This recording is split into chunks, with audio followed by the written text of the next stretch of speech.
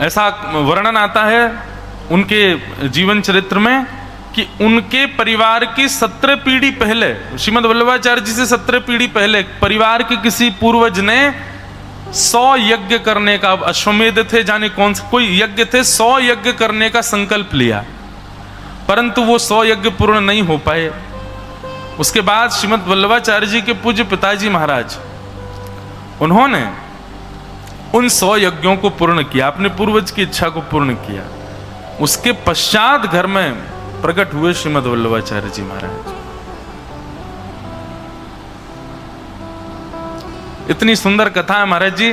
दुनिया व्रत करती है ठाकुर जी को प्राप्त करने के लिए, हमारे श्रीनाथ जी ने व्रत किया श्री वल्लभाचार्य जी की प्राप्ति के लिए।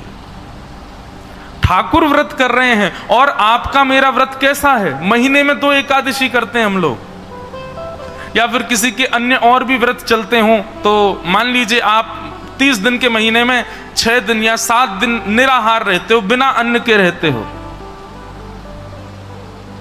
लेकिन हमारे श्रीनाथ जी तो ना जाने कितने वर्षों तक बिना अन्न के केवल दूध पर रहे, पयोव्रती रहे।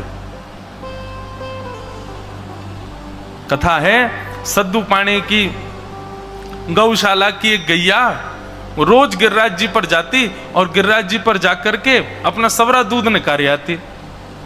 लौट करके आती तो सद्दू पाणे देखता कि भाई गैया को दूध कहाँ चलो जाए।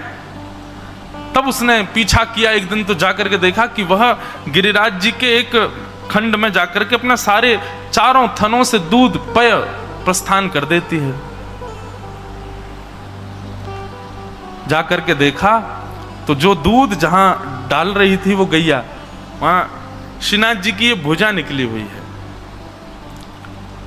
उस भुजा का दर्शन करके सद्दू पाणे ने जैसे ही पर्वत खंडों को अलग करना प्रारंभ किया, ठाकुर जी बोले अरे तू अभी मुझको ऐसे ही सेवा करता रहे, मेरी भुजा की सेवा कर, मेरा जब भाव आएगा मैं प्रकट है जाऊंगा।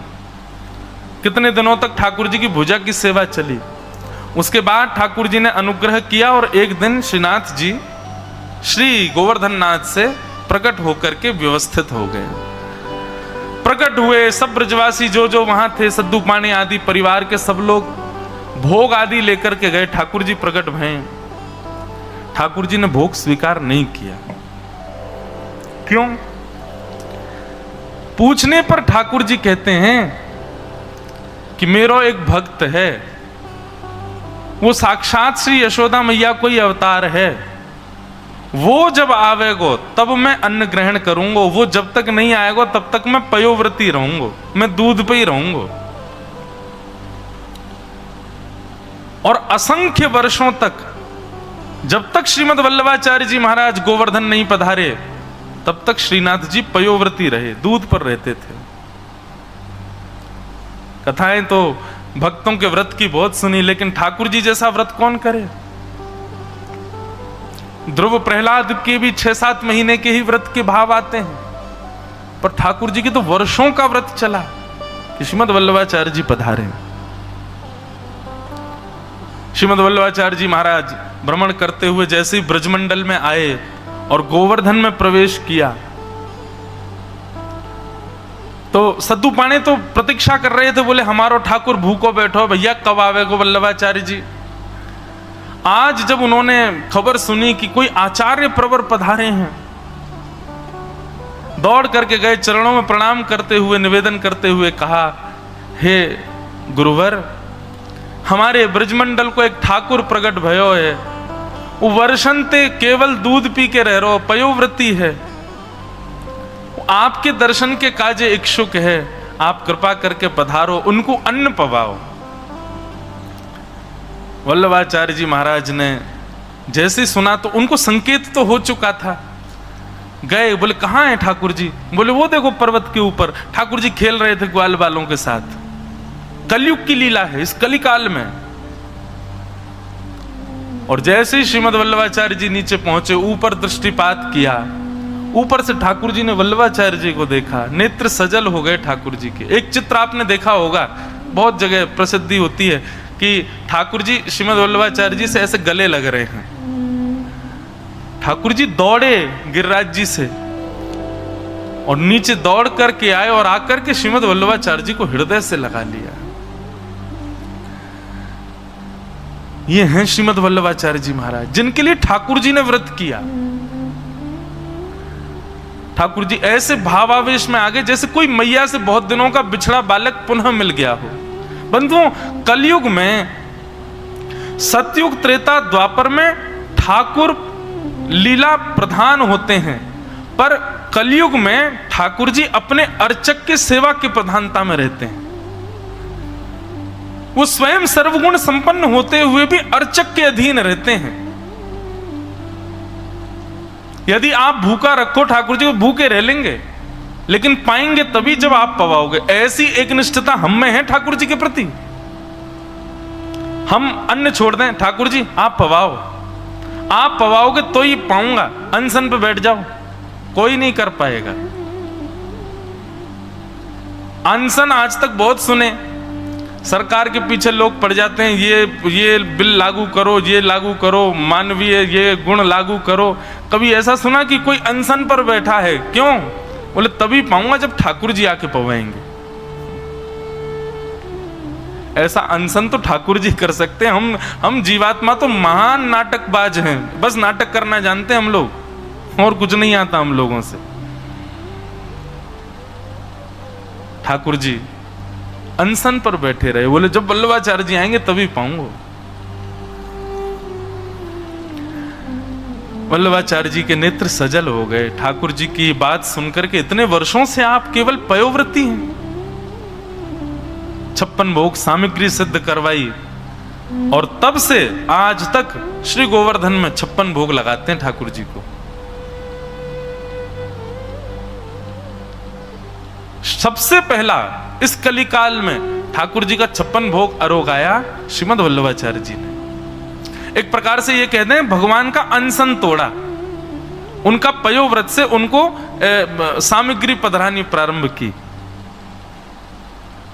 ऐसे श्रीमद् वल्लभाचार्य जी महाराज, उन्हीं की, उनको भैया नित्य प्रणाम किया कर, उन्हीं की कृपा से ही हमारे घर में ठाकुर जी की सेवा चल रही है। सेवा के भावों को पुष्ट, इसीलिए उनके मार्ग का नाम ही है पुष्टि मार्ग। वल्लभाचार्य जी महाराज भ्रमण करते करते जब पंढरपुर आए, और पंढरपुर में अपने दोनों कमर पर हाथ रख के खड़े भये श्री पंडरीनाथ जी का जब दर्शन किया, दंडवत प्रणाम किया, साष्टांग निवेदन किया, दंडवत प्रणाम करके उनके रूप को निहारने लगे। कुछ दिन निवास करने के पश्चात एक दिन श्री ठाकुर जी के चित्त में भाव आया और उन्होंने महाप्रभु जी को आज्ञा की। बोले हे महाप्रभु जी, हम जानते हैं कि आप पूर्ण रूपेण विरक्त हो चुके हो, संसार में आप नहीं रहना चाहते हो, पर मेरी इच्छा है कि आप विवाह कीजिए, और विवाह करके ये जो सेवा का भाव, ये जो आपके प्रणालिकाएं हैं, इन सबको आगे बढ़ाने का एक उत्तरदायित्व किसी को प्रदान करने के लिए आप विवाह करो। वल्लभाचार्य जी महाराज बोले, नाथ कहां तो आप निवृत्त होना सिखाते हो, कहां तो आप संसार से विमुख होना सिखाते हो, कहां तो इस संसार में आकर के संसार से निवृत्त होने को ही भक्ति धर्म बताते हो, और कहां जो निवृत्त हो गया है उसी को ही इस संसार में पढ़ने की आज्ञा दे रहे हो। पंडरीनाथ भगवान बहुत अच्छी बात कहते हैं। वो कहते हैं, वल्लभाचार्य जी, जो निवृत्ति का मार्ग स्वीकार कर चुका है, जो निवृत्ति पथ पर आगे बढ़ चुका है, मुझे विश्वास है कि अब वो संसार में नहीं पड़ेगा, तब मैं उसको संसार के भोगों के लिए आज्ञा करता हूं। क्यों? क्योंकि यह भोग सदैव पाप नहीं, कभी कभी इन्हीं भोगों से, इन्हीं संसार की प्रवृत्तियों से भक्ति भी पुष्ट होती है, सेवा भी पुष्ट होती है, गुरु परंपरा भी आगे बढ़ती है। आप निवृत्त हो, आप चित्तवृत्ति से, संसार से बिल्कुल निवृत्त हो, आप संसार में यदि पड़ोगे तो मुझे विश्वास है कि संसार आप पर असर नहीं कर पाएगा। हर चीज से मिलने वाले लाभ और दोष दोनों होते हैं, आप संसार में जाकर के भी वहां से लाभ ही लेंगे। इसलिए मेरी आज्ञा आप स्वीकार करो और आप विवाह कर लो, अपने वंश को आगे बढ़ाओ। देखो कितना अच्छा भाव आ रहा है मन में कि श्रीनाथ जी की सेवा के लिए भी ठाकुर जी ही चिंतित हो रहे हैं। और श्रीनाथ जी प्रकट तो हो गए, अब श्रीनाथ जी की सेवा आगे कैसे बढ़ेगी, उसकी चिंता भी स्वयं विट्ठल भगवान को, अब ठाकुर जी को ही चिंता है कि मेरी सेवा आगे कैसे बढ़े। वल्लभाचार्य जी महाराज बोले मैं थोड़ा विचार कर लूं। बोले कि भैया भगवान की बात पे भी कोई विचार करता है? वल्लभाचार्य जी बोले लेकिन मैं आपसे एक बात कहना चाहता हूं, भगवान आप कह रहे हो मैं विवाह कर लूंगा, पर उसके बदले मुझे एक वरदान और चाहिए। क्या? कि मैं विवाह तो कर लूंगा आपकी आज्ञा से, पर मुझे पुत्र रत्न के रूप में आप ही चाहिए, आप ही मेरे पुत्र के रूप में पधारो। वाह! ठाकुर जी मंद मंद मुस्कुराने लगे, बोले वाह ये ऐसा वरदान क्यों मांगा तुमने? तो वल्लभाचार्य जी कहते हैं, बोले देखिए भगवान, पत्नी हो, पुत्र हो, परिवार हो, ये कहीं ना कहीं आसक्ति का केंद्र होते हैं। इनके प्रति कितना भी हम भक्ति भाव में आ जाएं, पर एक सूक्ष्म आसक्ति पत्नी के प्रति, पुत्र के प्रति, परिवार के प्रति रहती ही है। मेरे मन का भाव है कि मैं पुत्र के प्रति आसक्त हूं, तो वह पुत्र भी आप ही बनो, ताकि वह आसक्ति भी आपको ही लगे, आपके प्रति ही जाए, वो किसी सामान्य व्यक्ति के प्रति ना हो। पंडितनाथ भगवान बोले हम इसी भाव से रीझ जाते। बंधुओं देखो, वैष्णव को ठाकुर जी चतुर हैं, वैष्णव को चतुर शिरोमणि होना चाहिए। कभी कभी भगवत भाव के प्रति, संसार के प्रति चतुर नहीं। इस प्रकार कभी फंस जाओ, ठाकुर जी कुछ वरदान मांगने की आज्ञा कर दें, तो ऐसा कुछ मांगो कि जिससे ठाकुर जी की आज्ञा का उल्लंघन भी ना हो और भगवत सेवा भी ना छूटे। श्रीमद् वल्लभाचार्य जी महाराज ने संसार में प्रवृत्त होना भी स्वीकार किया, परंतु वल्लभाचार्य जी ने श्री विट्ठल भगवान से यह वरदान भी मांग लिया कि पुत्र के रूप में आप ही पधारना। ये उनकी चतुराई है। पंडितनाथ भगवान प्रसन्न हो गए और कहा ठीक है, हम आपके पुत्र बन करके आएंगे। और वल्लभाचार्य जी का वंश आगे बढ़ा, तो उनके दो पुत्र हुए, श्री गोपीनाथ जी और दूसरे पुत्र जो साक्षात पंडितनाथ भगवान का ही रूप हैं, वे प्रकट हुए, जिनको बड़े प्रेम और भाव से सब लोग गोसाई श्री विट्ठलनाथ जी के रूप में कहते हैं। बोलो गोसाई जी परम दयाल की। तो महाप्रभु श्रीमद् वल्लभाचार्य जी महाराज ने तो श्रीनाथ जी को प्रकट किया, और प्रकट करने के बाद उनका दूध भोग लगाते थे, मिश्री भोग लगाते थे, केवल ग्रंथ रचना करते थे। ज्यादा श्रृंगार आदि की विस्तार वल्लभाचार्य जी ने नहीं किया। इस श्रृंगार का विस्तार तो गोसाई श्री विट्ठलनाथ जी ने किया। वल्लभाचार्य जी के पुत्र गोसाई श्री विट्ठलनाथ जी महाराज, कैसी पोशाक होगी, कैसा भोग आएगा, कैसा थाड़ा वस्त्र होगा, किस प्रकार की पाग होगी, कैसे कानों, अरे हमारे वृंदावन के कई आचार्य वे भी विट्ठलनाथ जी के पास जाकर के सीख करके आते थे कि अपने अपने ठाकुरों की सेवा हम कैसे कैसे करें। इसलिए कहीं ना कहीं उसी परंपरा से, श्री विट्ठलनाथ जी की ही परंपरा से सारे मंदिरों में यह नियम हो गया कि नियमानुसार ठाकुर जी की सेवा होगी। ऐसी पोशाक, ऐसे वस्त्र, ऐसे भाव, इस प्रकार सब चीज वैसे चलेगी। उन्हीं श्री विट्ठलनाथ जी ने ठाकुर जी के खूब श्रृंगार का वर्धन किया। तीन भाव व्यवस्थित किए ठाकुर जी की सेवा में, राग, भोग और श्रृंगार। ठाकुर जी की सेवा में तीन प्रधानता होती हैं। सबसे पहला राग। ठाकुर जी को कुछ ना कुछ श्रवण कराना अति आवश्यक है। हमारे ब्रज में ऐसा भाव है कि ठाकुर जी को जब तक पद नहीं सुनाओ तब तक तो आंख नहीं खोलते। सुबह सुबह का नियम है, या तो भैरव गाओ या भैरवी गाओ, तभी ठाकुर जी के नेत्र खुलेंगे। हमारे श्री विट्ठलनाथ जी का भाव है, ठाकुर जी के सुबह जाते ही सीधे उठा मत दो ठाकुर जी को, तो क्या करो? बोले सबसे पहले तो हाथन में नेक इत्र लो, और इत्र लेकर के धीमे धीमे ठाकुर जी के समीप जाओ, और जो चद्दर ओढ़ के ठाकुर जी सोए ना, वही चद्दर के ऊपर से ही हल्के हाथन से ठाकुर जी के पहले चरण दबाओ। अचानक ठाकुर जी उठ नहीं जाए, नन्हे बालक हैं, कहीं घबरा नहीं जाएं। अच्छा एक बात और, ठाकुर जी की सेवा के प्रति ये भाव मत रखो कि भाई ये तो परब्रह्म परमात्मा है, इनके प्रति बाल भाव क्यों रखें। ठाकुर जी जब आपके घर में विराज गए हैं, इसका मतलब वो बालवत ही विराजे हैं। आप उनकी मैया हो, आप उनके बाबा हो, आपको उसी भाव से ही सेवा करनी पड़ेगी। और अगर उस भाव से नहीं कर रहे हो तो आपके लिए वो पाषाण है, कोई ठाकुर जी नहीं है, वो फिर पाषाण रूप ही रहेंगे। इसलिए उनके प्रति भाव, कोई संबंध तो आपको रखना पड़ेगा। और सबसे सुंदर संबंध है बंधुओं, जिसमें अपराध नहीं बनता। वो संबंध क्या है? उनको बाल रूप मानो, स्वयं को यशोदा मैया मानो। अच्छा एक बात कहें, अपने रूप बदलते रहो सेवा के अनुसार। जब सवेरे उठावे जाओ तो यशोदा जी को रूप धारण कर लो, राजभोग पवावे जाओ तो गोपीन को रूप धारण कर लो, और रात्रि शयन कराओ तो श्री किशोरी जी के भाव से, श्री जी के भाव से। अब श्री जी का भाव तुम धारण कर नहीं सकते तो कोई कृष्ण प्रियसी गोपी के भाव से उनको शयन कराओ। 3 भाव रखो सेवा में।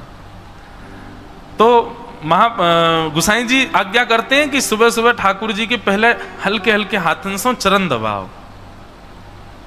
मोहन जागिए बलि जई हैं, लाला जागिए बलि जई। गुसाई जी वर्णन करते हैं, बोले जब यशोदा मैया उठावे जावे ना, सो ठाकुर जी उठे ना आए, बार बार चदरिया ओढ़ करके कभी यहां करवट ले लें, कभी वहां करवट ले लें, कभी और भीतर घुस जाए। बोले मैया मुंह नींद आ रही है, उठावे मत। यशोदा मैया के लाला सूर्य निकल आयो है, सब लोग अपने अपने घरन में नहाए धो के तैयार रह गए, तू अभी तक पड़ो भयो है, ऐसा बढ़िया ना लगे, जल्दी उठ जा। सो ठाकुर जी अंदर चदरिया में से ही कह रहे हैं, मैया अगर मैं उठ गयो तो तू मुंह को कहा देगी। यशोदा मैया कह रही है, बोले लाला अरे कोई बहुत बड़ा काम करे तब आदमी हो कहे कि मैं ये कर दूंगा तो तुम कहा करोगे, ये उठनो कोई तेरो बहुत बड़ा। बोले हाँ मैया मेरो जगनो भी तेरे काजे बहुत बड़ा काम है, मैं चाहूं तो पूरे दिन सो सकूं, पर मैं जगूंगो तो या के बदले मुंह को कहां मिलेगो।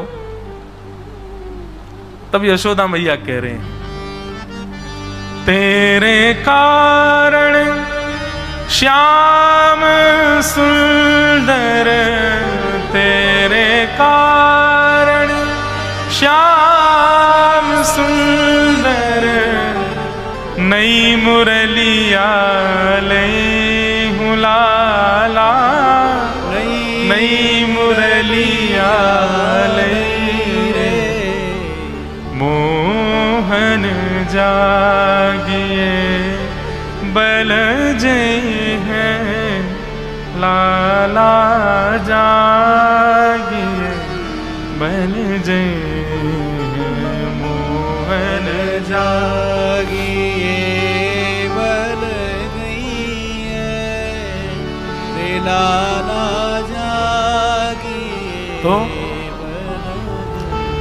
इतनी सूक्ष्मता से सेवा का विस्तार किया महाप्रभु जी ने। ठाकुर जी की आरती होने के पश्चात आरती दूर रखो, उनके सम्मुख नहीं होनी चाहिए। क्यों? बोले भैया नेक्सो सो लाला है, हाथ पाम चलावे, कहीं आरती ते हाथ लगा दियो जल गो तो। कितनी सूक्ष्मता का भाव, लाल जी से दूर रखो। अरे कहां तक कहें, हम लोग तो बहुत संकोच करते हैं, पर ठाकुर जी की सेवा में इतना भाव भी।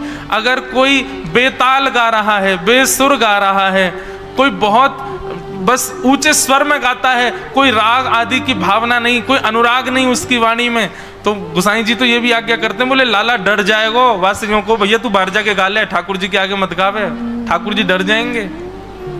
एक बार ऐसा हुआ, कोई गा रहा था ठाकुर जी की सेवा में, लेकिन उसके ना तो स्वर थे, ना राग थे, ना ताल थी, और अनुराग भी नहीं था। भाव हो तो भी कई बार स्वर ना हो तो भी अच्छा लगता है सुनने में, अनुराग भी नहीं था।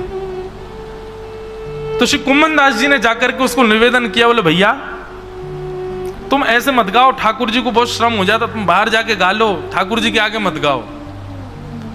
वो व्यक्ति बोले कि आप नहीं जानते हो, ठाकुर जी राग नहीं देखते, ठाकुर जी स्वर नहीं देखते, ठाकुर जी कंठ नहीं देखते, ठाकुर जी तो हृदय देखते हैं। ये आप लोगों ने ही ये सब बना दिया है, राग में गाओ, सीख करके गाओ, सुन करके गाओ, रियाज करके गाओ। अरे ठाकुर जी ये सब नहीं देखते, ठाकुर जी तो सबसे रीझते हैं। तो कुम्भनदास जी की वाणी है, कुम्भनदास जी कहते हैं, बोले जिससे मानव नहीं रीझा उससे ठाकुर जी कैसे रीझ जाएंगे। जिसके स्वर से इंसान प्रसन्न नहीं हो रहा उसके स्वर से ठाकुर जी कैसे प्रसन्न होंगे। बोले स्वर प्रधान नहीं है, राग प्रधान नहीं है, अनुराग प्रधान। तो बड़ी सूक्ष्मता से उन्होंने सेवा व्यवस्थित की ठाकुर जी की, कैसे उठाना है, कैसे सुलाना है, किस प्रकार भाव रखना है। इसीलिए उस मार्ग को पुष्टि मार्ग कहा गया। ऐसे श्रीमद् वल्लभाचार्य जी का आज प्रादुर्भाव दिवस है। मैं इसलिए ज्यादा प्रकाश डाल रहा हूं क्योंकि उन्हीं की ही कृपा है कि मैं सेवा कर रहा हूं, आप सेवा कर रहे हो, हम आप अपने घरों में ठाकुर जी की सेवा कर रहे हैं। ये सब उन्हीं का ही अनुग्रह है। घर घर गोपाल जी बैठे हैं, आज घर घर में ठाकुर की सेवा हो रही है। तो सबसे पहला राग, उसके बाद भोग।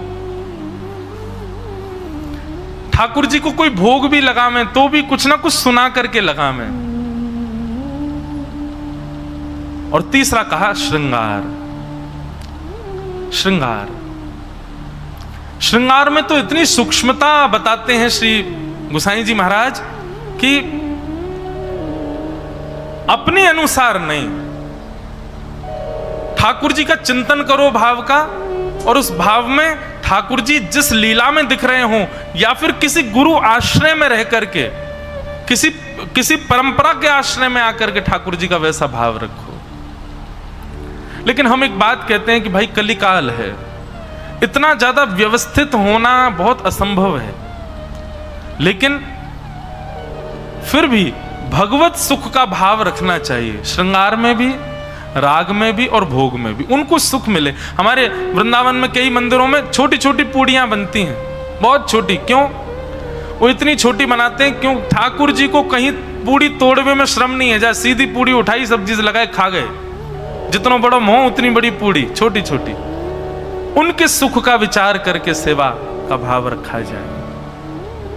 हम लोग गृहस्थाश्रमी हैं, कलयुग में रह रहे हैं, इतनी ज्यादा व्यवस्थित तो नहीं कर सकते, पर फिर भी कुछ प्रयास करना चाहिए कि जिस प्रकार गुरु आज्ञा है उस आज्ञा में रहकर के ठाकुर जी की सेवा की जाए, उस आज्ञा में व्यवस्थित होकर भगवत सेवा का भाव रखा जाए।